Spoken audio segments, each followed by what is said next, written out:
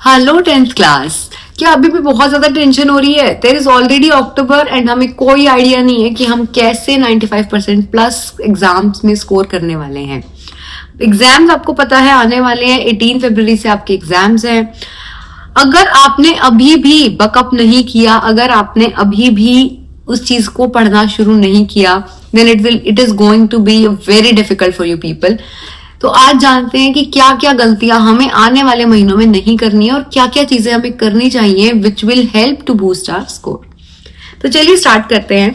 मैं हूं आपकी mentor Rhythm and now I am going to discuss about the road map for October to January. तो हम जनवरी तक की बात करेंगे क्योंकि फरवरी में हमारे एग्जाम्स ही हैं, तो लास्ट के डेज में हम सिर्फ और सिर्फ रिवीजन करते हैं।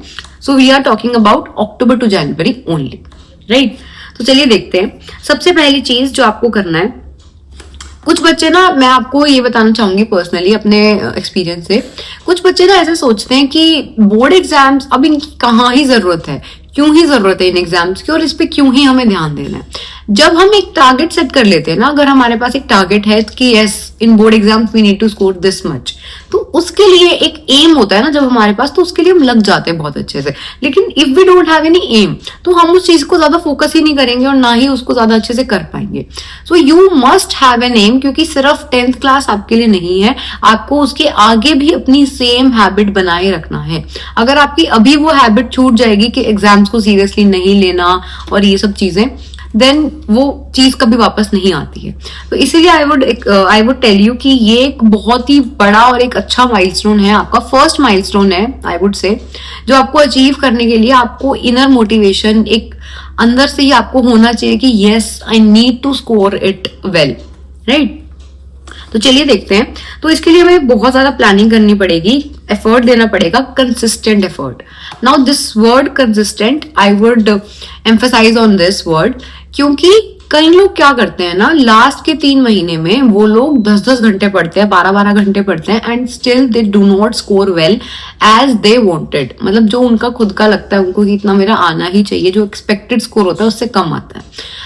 कंसिस्टेंट एफर्ट जो है वो आपके इतना लंबे टाइम की इकट्ठा पढ़ने वाली चीज को किल कर सकता है। अगर आप कंसिस्टेंट हैं, अगर आप डेली का काम डेली ही कर रहे हैं, तो आपको लास्ट में 10-10 घंटे देने की जरूरत नहीं है। लास्ट में you just need an revision and you are good to go. तो ये वाला जो रोड मैप है आपका, ये सारी इन्हीं सब चीजों को कवर करने वाला है। So now let us move ahead.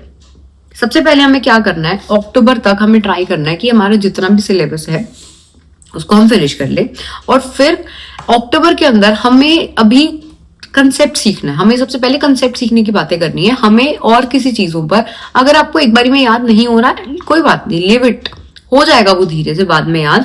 But अभी के लिए आपको कोर कंसेप्ट्स को स्ट्रॉन्ग करना है। सिर्फ रीडिंग नहीं करनी है। आपके स्कूल में भी सिलेबस चल रहा होगा, ये सब चीजें चल रही होंगी।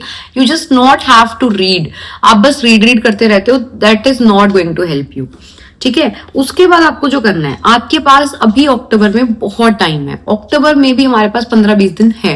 इस अक्टूबर के टाइम को, क्योंकि अभी आपके पास कोई प्रेशर नहीं है कि आपको सारा सिलेबस करना है और ये सब चीजें करनी है, तो you can make good notes for yourself for science, SST and English. अब इनके बहुत अच्छे नोट्स बना सकते हो, क्योंकि note taking takes time, note taking में टाइम लगता है। तो उस टाइम को, अभी आपके पास वो टाइम है लेकिन लेटर ऑन बाद में आपके पास वो टाइम नहीं होगा। So you can make good notes right now. अगला आपको जो करना है, आपको अब डेली थोड़े थोड़े क्वेश्चंस एनसीईआरटी और एनसीईआरटी एग्जाम्पलर के, मतलब लिटरली कुछ क्वेश्चंस तो these are like exactly same from the NCERT exemplar के क्वेश्चंस आपको जरूर करने चाहिए। And if you don't have the book you must buy it. And अगर आपको बुक भी नहीं लेनी है, ऑनलाइन आपको एनसीईआरटी एग्जाम्पलर मिल जाता है, you must solve those questions, ठीक है।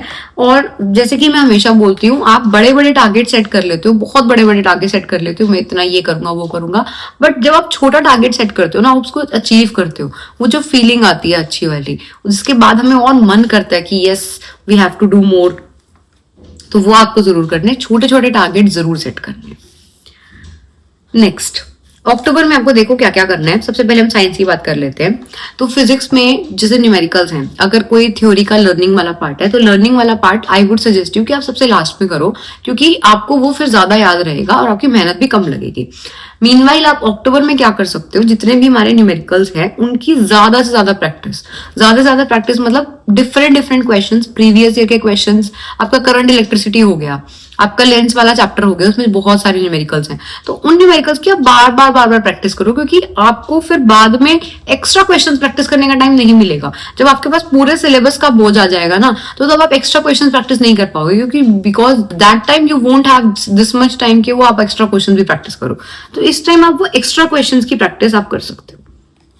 ऐसे ही बायोलॉजी में आप डायग्राम्स बना के देख सकते हो, और केमिस्ट्री में रिएक्शंस, आपको पता ही है रिएक्शंस याद करना कितना इंपॉर्टेंट है, and they can not be wrong. तो इसके लिए आप वो वाली चीज स्टार्ट करो। मैथ्स के लिए सिंपल है, आप एनसीईआरटी और एनसीईआरटी एग्जाम्पलर से रोज कुछ प्रॉब्लम्स लो, आपसे 20 नहीं हो रही आप 10 लो, बट आप रोज रोज उनको प्रैक्टिस करो, क्योंकि मैथ्स जो है वो तो प्रैक्टिस से ही आता है। You all know this. Now comes SST. SST में आपको क्या करना है ना, हर एक हफ्ते कोई भी 2 चैप्टर ले रहे हो, आप एक चैप्टर ले रहे हो, उसकी डेट्स और साथ में उसका मैप, साथ में ही उसको लेकर चलो, क्योंकि डेट्स के काफी अच्छे क्वेश्चंस आते हैं, और डेट्स बच्चे लास्ट में याद नहीं रख पाते। लास्ट में उनको ऐसा लगता है 2 दिन में तो याद होगी नहीं, तो लेट छोड़ने की बात हो जाती है फिर वो। तो अगर आप अक्टूबर में ही कर लोगे तो then there is very much time for you. Hindi में आपको ग्रामर पे ज्यादा फोकस करना है, और रीडिंग कॉम्प्रिहेंशन, जिनकी रीडिंग या फिर वोकैबुलरी थोड़ी सी अच्छी नहीं है, so I will suggest you people कि रोज आप एक कॉम्प्रिहेंशन सॉल्व कर लो, क्योंकि कॉम्प्रिहेंशन आपके बहुत ज्यादा मार्क्स कंटेन करता है। अगर आपकी रीडिंग में कॉम्प्रिहेंशन सब सही है, then there is no need to do this daily. और ये वाली समरीज आप पढ़ सकते हो सारे चैप्टर्स की, आप समरीज गो थ्रू करते जाओ। नेक्स्ट आता है हमारा नवंबर में जहां तक है मोस्टली स्कूल्स में सिलेबस कंप्लीट हो जाता है, कोचिंग पेपर्स पर भी सिलेबस कंप्लीट हो जाता है, तो आई वुड सजेस्ट यू कि आप अब सैम्पल पेपर सॉल्व करने शुरू कर दो। तो देर आर सम बुक्स जिसमें आपको 10 प्रीवियस ईयर पेपर्स मिलते हैं, PYQs मिलते हैं, 10 प्रीवियस ईयर पेपर्स मिलते हैं, एंड देर आर 10 और 15 सैम्पल पेपर ऑल्सो। तो सैम्पल पेपर क्या है, जो सीबीएसई रिलीज करता है ना हर साल सैम्पल पेपर्स, तो ये वो सैम्पल पेपर्स होते हैं। तो और ये क्योंकि सीबीएसई ने ही बनाए होते हैं हमारे लिए, तो these are a very good blueprint, जिससे हमें पता चल जाता है कि किस तरह के क्वेश्चन आने वाले हैं इस साल। तो वो आपको जरूर सॉल्व करने चाहिए। आपकी प्री बोर्ड से पहले आप अपने सारे सैम्पल पेपर्स, अपने PYQ सॉल्व करके रखो, ताकि जब आपके प्री बोर्ड्स आए आप उसको एग्जैक्ट अपने रियल एग्जाम्स की तरह ही ट्रीट करो, and you get a good score. ठीक है, अब जैसे आपके टेस्ट चलते रहेंगे, सब कुछ चलता रहेगा, उन चैप्टर के मॉक वाइज उन चैप्टर्स के चैप्टर वाइज मॉक टेस्ट देने शुरू करो। राइट, आपको फॉर्मूलाज वगैरह, की पॉइंट्स वगैरह आपको रिवाइज करने ही हैं। देखो, जब भी हम पढ़ते हैं ना, हम बहुत ऐसे शॉर्ट नोट्स बना लेते हैं। शॉर्ट नोट्स क्या होते हैं, मैंने एक चैप्टर पढ़ा, मुझे उसमें से लेट से 10 चीजें तो याद है, मुझे उसमें से 5 चीजें याद नहीं रहती कभी भी। मुझे उस चैप्टर में से वही 5 चीजें मैं बार बार भूलती हूँ। तो मैं क्या करूंगी, मैं उनको एक जगह 5 चीजों को लिख कर रख लूंगी। उनको लिख कर रखने के बाद जब मैं वो चैप्टर दोबारा रिवाइज करने जाऊंगी, तो मैं उस चैप्टर में, अगर मेरे पास टाइम ज्यादा नहीं है, तो मैं वही 5 चीजें ज्यादा बार रिवाइज कर लूंगी, और उसको रोज रिवाइज करूंगी, ताकि वो मुझे लास्ट तक याद हो जाए। तो आपको वही करना है, कुछ चीजों को डेली याद करना है जो आपने लिखी हुई है, जो आपको याद नहीं होती है। Start writing answers in exam format. अब आपको ये चीज भी सीखनी पड़ेगी कि आपका जो एग्जाम है that is a subjective exam, you just need not tick the correct answers, right, MCQs नहीं है आपके। तो आपको उस चीज पर भी ध्यान देना पड़ेगा, आपकी वे ऑफ अटेम्प्टेशन कैसा है। अब देखते हैं हम इसमें क्या करेंगे। जैसे साइंस हो गया, जैसे कि मैंने आपको भी बताया, 5-5 साल के 5-5 क्वेश्चन पेपर्स वो है, हम उसको सॉल्व कर लेंगे। जितने भी हमारे competency based question, lab based question, diagram based question, उनको हम सॉल्व कर लेंगे। मैथ्स में हम वही सैम्पल पेपर सॉल्व करेंगे, एक हफ्ते में हम 2 सैम्पल पेपर सॉल्व करने की कोशिश करेंगे। SST में भी सेम चीज है, 1 पेज नोट्स। अब ये बहुत इंपॉर्टेंट है, दीज आर वेरी इंपॉर्टेंट। जो भी हमारे सब्जेक्टिव एग्जाम्स होते हैं ना, जो भी हमारे सब्जेक्टिव सब्जेक्ट्स होते हैं, जिसमें ज्यादा ही लर्निंग वाली चीजें ज्यादा आएंगी, तो उन एग्जाम्स में आपको शॉर्ट नोट्स, माइंड मैप्स, इनको माइंड मैप्स भी बोलते हैं, यहाँ पर आपको वो जरूर क्रिएट करने चाहिए, क्योंकि mind maps are basically summarisation of a chapter into a page, एक पेज में कंप्लीट करना। जो चीजें आप भूल रहे हो बस इसमें वो लिखी हुई है। तो इससे क्या होता है, आपका टाइम सेव होता है, और आपको जो चीजें याद नहीं रहती आपको वो भी याद रहती है। अगला है, आपको इसमें पोम्स पे फोकस करना है, और थोड़ा बहुत राइटिंग सेक्शन पे आपको फोकस करना है कि उस चीजों को आपको कैसे कवर करना है। बाकी ये सब चीजें जो है ना, वो हर child to child it can vary, क्योंकि कोई लोग जो होते हैं वो एसएस में बहुत अच्छे हैं, कुछ लोग जो है साइंस में बहुत बुरे हैं, तो अच्छी मतलब अलग चीजें हो सकती हैं। सो वो आप अपने अपने हिसाब से इसको आप मोल्ड कर सकते हैं। अब आ जाता है दिसंबर। दिसंबर से मोस्ट ऑफ द स्कूल्स में आपके प्री बोर्ड जो है वो शुरू हो जाते हैं। तो अब now you have to get ready whatever you have studied. अब आपको उसको अपनी चीजों पे लाना है, अप्लाई करना है। तो सबसे पहले आप अपना फुल सिलेबस कंप्लीट करोगे और रिवाइज करोगे मिड दिसंबर तक। उसके बाद सैम्पल पेपर्स करोगे, और सैम्पल पेपर आपको कैसे करने हैं अब आपको लगा लेना है टाइमर। आपने टाइमर लगाया, टाइमर लगा के नाउ यू विल सॉल्व, क्योंकि वहां पर टाइम चीजें होती हैं और टाइम की वजह से कुछ बच्चे बहुत ज्यादा हड़बड़ा जाते हैं, जिसकी वजह से वो आंसर्स गलत करते हैं और ज्यादा। तो आपको उस चीज पे बहुत ज्यादा ध्यान रखना है। And you must create a last minute revision booklet. Revision booklet क्या है, जैसे कि मैंने आपको बताया, मैं वो 5 चीजें उस चैप्टर में से भूल रही हूँ, तो मैंने उनको वो अलग जगह लिख के रख ली। Now I will go ahead with the next chapter. Next chapter में कुछ चीजें तो ऐसी होंगी जो मुझे नहीं याद है, तो मैं वो सारी की सारी चीजें एक जगह कंपाइल करती जाऊंगी, तो वो मेरी रिवीजन बुकलेट बन जाएगी। और उसमें मैं अपने फॉर्मूलाज जो मैं भूल रही हूँ और इस तरह की जो चीजें मैं उसको लिख सकती हूँ। आपको अब कुछ महीने अपने जितनी भी आपकी डिस्ट्रैक्शंस हैं, इधर it is a mobile phone, इधर इट इज अ फैमिली, इधर इट इज घूमने जाना और समथिंग, कुछ भी आपका हो सकता है, तो उन सब से आपको थोड़ा सा इस सब अब में दूर रहना है। नेक्स्ट आ जाएगा हमारा दिसंबर। मॉर्निंग में हम ऐसा कर सकते हैं कि हम कोई भी रिवीजन कर सकते हैं, कुछ भी रिटन प्रैक्टिस कर सकते हैं। मान लो कोई क्वेश्चन पेपर सॉल्व कर रहे हैं तो हमने उसकी रिटन प्रैक्टिस कर ली। आफ्टरनून में हम मैथ्स या न्यूमेरिकल्स ले सकते हैं, फिजिक्स के, ठीक है। फिर इवनिंग में वी कैन डू लिटरेचर और एसएसटी अपना। रात को कोई ना कोई एक सेल्फ टेस्ट, जितना भी आपने रिवाइज किया है उसका कोई ना कोई टेस्ट देके आप देख लो। सबसे इंपॉर्टेंट चीज, आपकी हेल्थ नहीं है तो आप कुछ प्रिपेयर नहीं कर पाओगे। So you need to take care of your health, जिसके लिए आपको सोना टाइम से है। बहुत सारे बच्चे ये चीज करते हैं जो सोते नहीं है, जिनको ऐसा लगता है कि हम नहीं सोएंगे हम बहुत अच्छा स्कोर फिर कर पाएंगे और हम ज्यादा पढ़ लेंगे। आपका जो मेंटल कैपेसिटी होती है due to lack of sleep, आपकी जो लर्निंग पावर होती है वो कम होती चली जाती है। तो आपको ये गलती बिल्कुल भी नहीं करनी है, राइट। अब आ जाएगा हमारा जनवरी। इस टाइम तक हमारे प्री बोर्ड्स खत्म हो चुके हैं। अब हमें कोई न्यू टॉपिक्स नहीं उठाने हैं। कुछ चीजें जो रह गई हैं, मैंने जितना पढ़ा है उसको रिवाइज करना है, क्योंकि आपके पेपर में रिवीजन ज्यादा मैटर करता है। जितना आप रिवाइज करोगे, अगर आपने ज्यादा टॉपिक पढ़ने के चक्कर में आपने पहले कुछ नहीं पढ़ा और अब आप नया टॉपिक लेकर बैठ गए हो, तो आपको ना तो वो याद होगा ना पेपर में अटेम्प्ट कर पाओगे। तो इससे अच्छा वही है कि आपने जो पहले पढ़ रखा है आप उसको रिवाइज करो, ठीक है। आपको full length sample paper solve कर लेने प्री बोर्ड से पहले, this already I told you.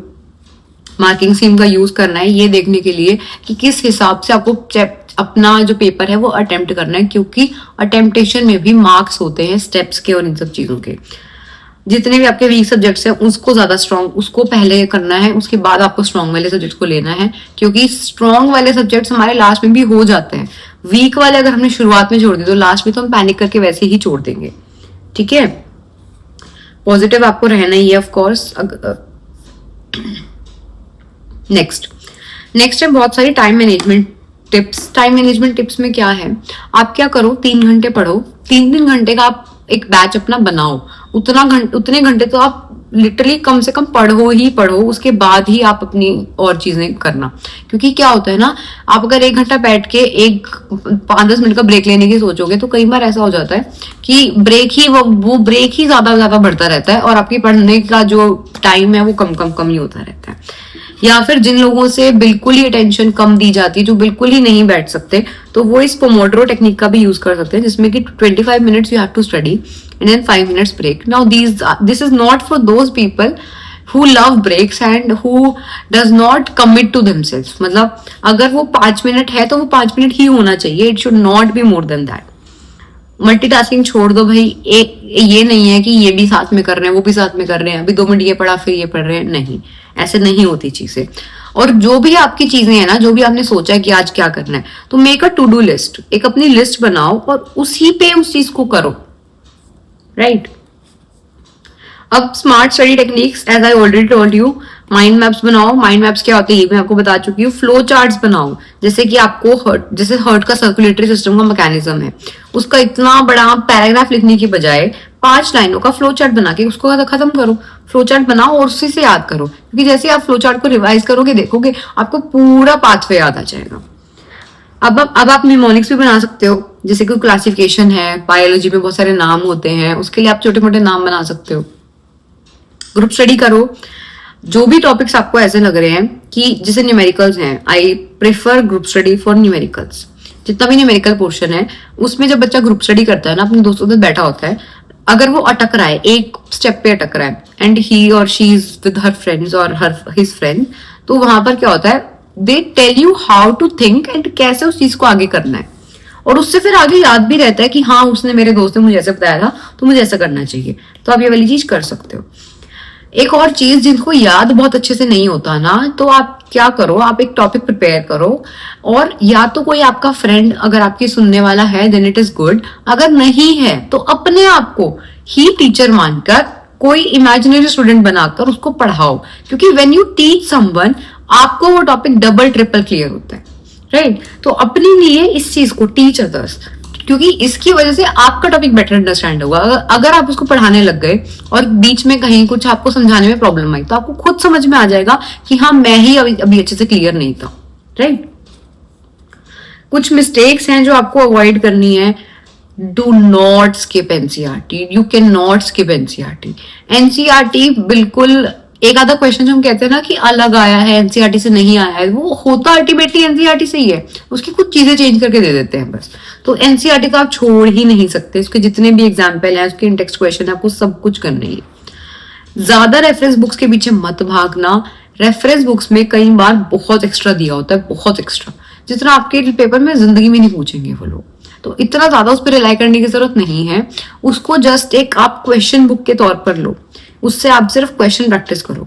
It is just a question book for you, ठीक है।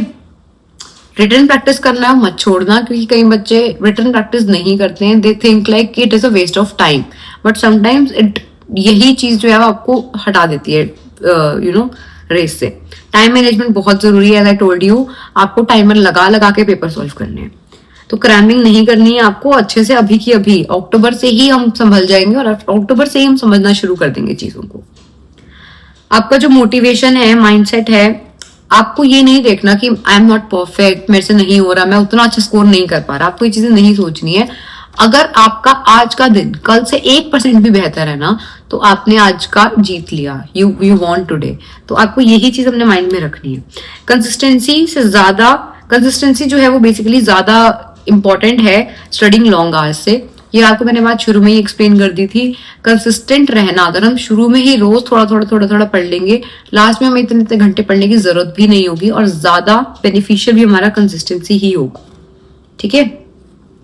हमें डिसिप्लिन रहना है। डिसिप्लिन मतलब ऐसा नहीं है कि हम आज 2 दिन अच्छे से पढ़े, तीसरे दिन हमने छोड़ दिया सब कुछ, ऐसा नहीं हो सकता, क्योंकि फिर हम कंसिस्टेंसी भी छोड़ देंगे अगर हम डिसिप्लिन छोड़ देंगे तो इस चीज को हमें ध्यान रखना है।